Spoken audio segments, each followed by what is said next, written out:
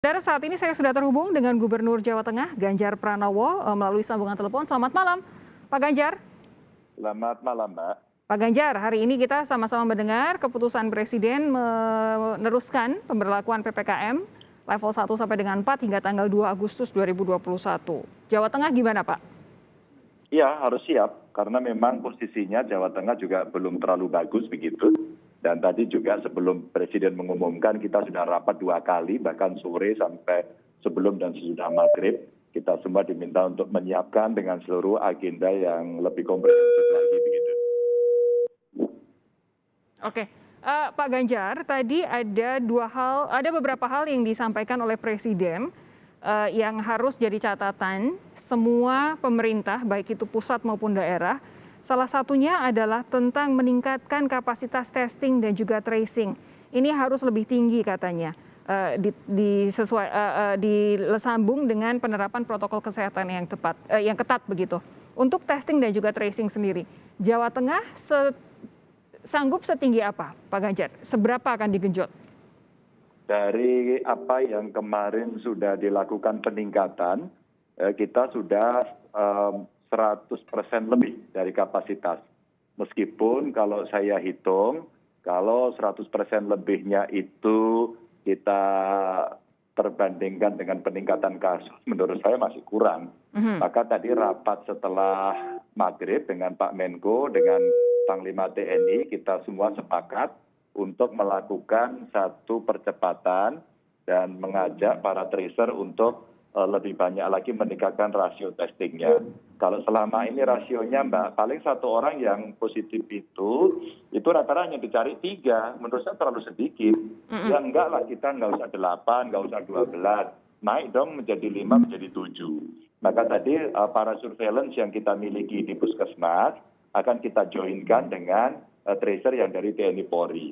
Maka mulai besok pagi kita langsung akan melakukan pengecekan itu sehingga nanti testingnya itu bisa lebih tinggi. Dan di Jawa Tengah sudah sejak awal saya sampaikan, jangan pernah takut dengan hasil testing yang nanti hasilnya akan menunjukkan peningkatan. Karena itu jauh lebih baik untuk mengetahui berapa yang sakit. Ini yang saya tekankan. Jadi jangan takut karena performa daerah, kabupaten, kota, atau even provinsi sekalipun, wah nanti dicap, ini kok peningkatannya tinggi. Enggak apa-apa, yang penting kita bisa mengetahui seberapa banyak yang terjadi, dan kami sedang membeli mesin untuk whole genome sequencing test itu, agar kita bisa tahu nanti hasilnya seperti apa.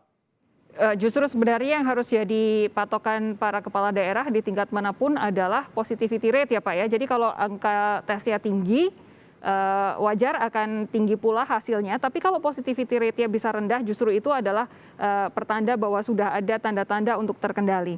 Tapi tadi yang disampaikan oleh Pak Airlangga Hartarto juga, Menko Perekonomian, bahwa disiapkan sekian banyak skema bantuan, yang saya catat ada 11 macam banyak begitu jenisnya, tapi ada satu juga yang masih finalisasi, yaitu transportasi dan juga sektor pariwisata.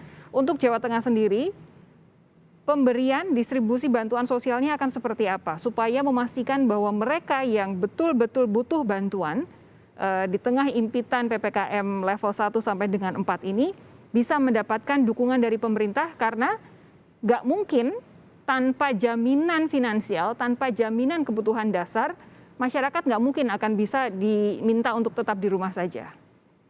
Ya, ini pertanyaan bagus dan rata-rata suara masyarakat seperti itu, Mbak. Persis seperti itu. Maka dulu saya sampaikan, aku ki ora tegel nek ndelok, karena saya tiap hari keliling, Mbak. Saya tiap hari keliling, kita kumpul dengan banyak masyarakat, WA saya dikirimi banyak informasi, medsos saya dikirimi banyak informasi, kami paham betul soal itu. Maka kemarin kira-kira 3 hari yang lalu kita sudah rapat agar yang bantuan dari Kemensos dipercepat. Kalau PT Pos itu memberikan langsung ke rumah tangga, dan itu kemungkinan bisa lama, bisa dimodifikasi, umpama diberikan ke RT, bisa dimodifikasi juga pas lagi vaksin. Maka begitu vaksin langsung dapat di situ, kan bisa kerjasama nih kita. Ini biar lakukan percepatan, karena betul kalau nggak dapat amunisi mereka di rumah bagaimana kan begitu ya. Terus yang kemudian dari UMKM, Pak Teten juga sudah menyiapkan itu, dan kita tinggal melakukan percepatan. karena ini yang bersumber dari APBN, maka tugas kami membantu percepatan itu agar nanti juga bantuan tidak redundant. Yang kemudian dari dana desa sudah kita cek, Mbak, bagus, sudah 80% lebih mereka menyampaikan bantuannya, dan sekarang kita lakukan percepatan. Nah, teman-teman di kabupaten, kota, dan di provinsi ini sudah menyiapkan beberapa bantuan. Cuman kalau kita melihat kondisi PPKM seperti ini pasti akan lebih banyak yang terdampak. Maka secara sektoral kemarin saya minta untuk didata, khususnya pesan Pak Presiden kan yang PKL ya, yang sudah tidak bisa, itu sekarang kita data dan saya siapkan refocusing, Mbak. Sekarang sudah saya siapkan refocusing agar bisa menambah itu sehingga bisa dilakukan percepatan untuk membackup begitu.